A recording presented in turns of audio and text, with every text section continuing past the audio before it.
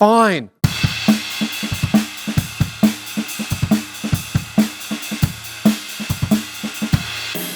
There it is, are you happy now?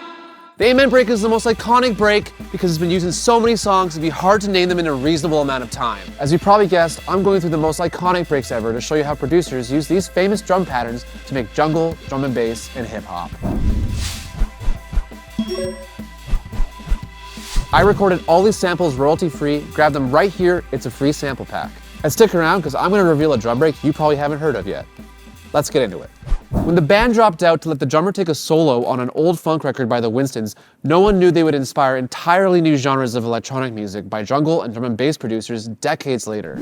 To make it sound like drum and bass, let's speed up the sample to 170 BPM. Then, I'll cut and paste it here and here. Now let's use some warp markers to make it fit the grid more cleanly. Add some EQ and compression, and boom, drum and bass. If you need an example, Liaison from Source Direct is a masterclass in using the Amen break in drum and bass applications. This is the second most famous break of all time, the Think break.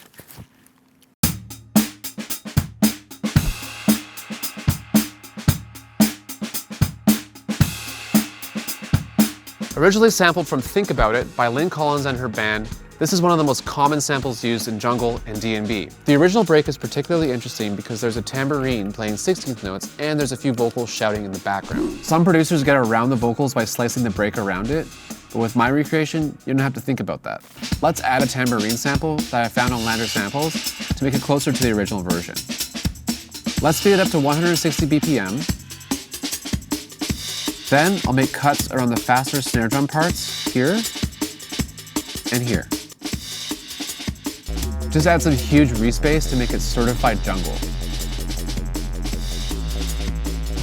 When James Brown asked the band, "Let's get a drum or something," Clyde Stubblefield laid down one of the grooviest breaks of all time.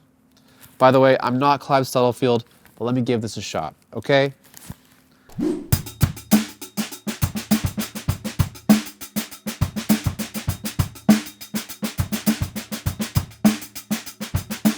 Like the Think break, you can hear James Brown yelling at the drummer to make it funky. That made it into countless tracks that use the sample. But if you want to remove his voice, you'll have to rearrange it by cutting the sample or stem it out using a stem separator. Let's take the first two bars of the sample, loop them, and speed them up. Okay, now I'm going to take inspiration from drum and bass and cut these parts to create a funky loop. Alright, let's move on to some slightly lesser known, but still important drum breaks for jungle and drum and bass production. That was Ike Turner's Funky Mule. The break, which comes right at the beginning of the song, is pretty recognizable if you listen closely to jungle tracks like Goldie's Inner City Life.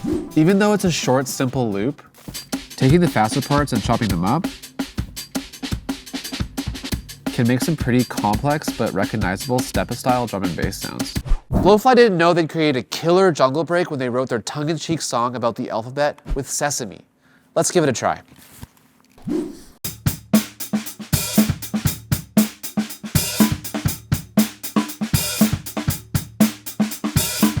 This break has been used all over the place from early junglists like Dillinger all the way up to modern producers like Chase and Status. This clip is pretty short, so I think it's a great example of when to use Ableton's Slice to MIDI feature. I'll right-click the sample and select Slice to MIDI. And make sure you turn Crossfade Snap to 100%. Now I can easily move around the MIDI-controlled clips and listen to where the interesting grooves lie. That sounds pretty cool.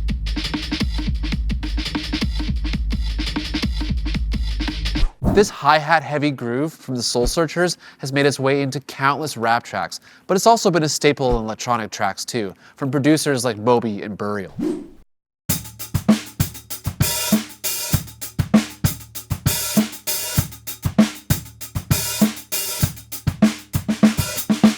This one's got that classic Y2K vibe, and it's great for jungle, hip-hop, and more.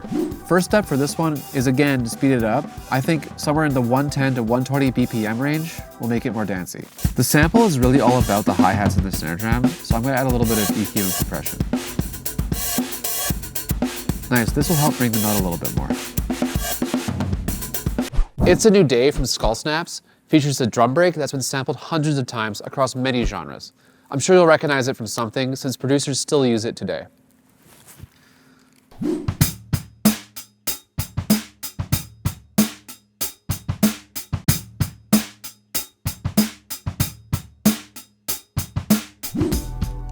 While it has obvious connections to hip-hop, the break has been used in a variety of electronic genres like jungle, electronica, and beyond.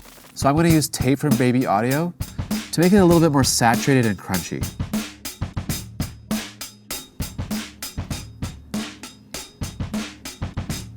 On top of that, with help from LANDR FX beats, I'm going to add a touch of compression to the kick and snare to make the break dance a little bit more. That was good. I'm going to cut this sample in half to make it sound a little bit more robotic. When it comes to the arrangement, I really think that's all the sample is asking for. What's more important is how you mix it into your track. Here's one of my favorite breaks. It reminds me of so many hip-hop tracks.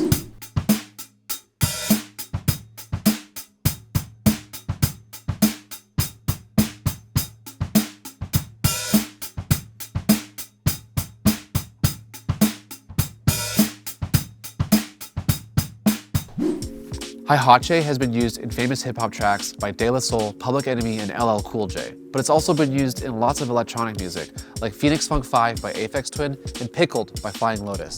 There's a lot to play around with in this break because of all the variants in the kick pattern, but I can't help but recommend taking the first 2 bars because, in my opinion, it's the funkiest. Listening perfectly, Ableton's warp tools make it easy to change the timing.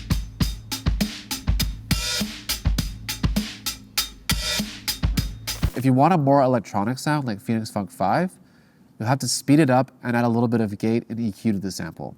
The EQ should help bring out the loud hi-hats. And I'll have to use a kick sample to replace the kicks in the drum break that the EQ cuts out. And that's it! Those are my top 8 favorite drum breaks. Let me know if I missed any in the comments, and I'll catch you next time.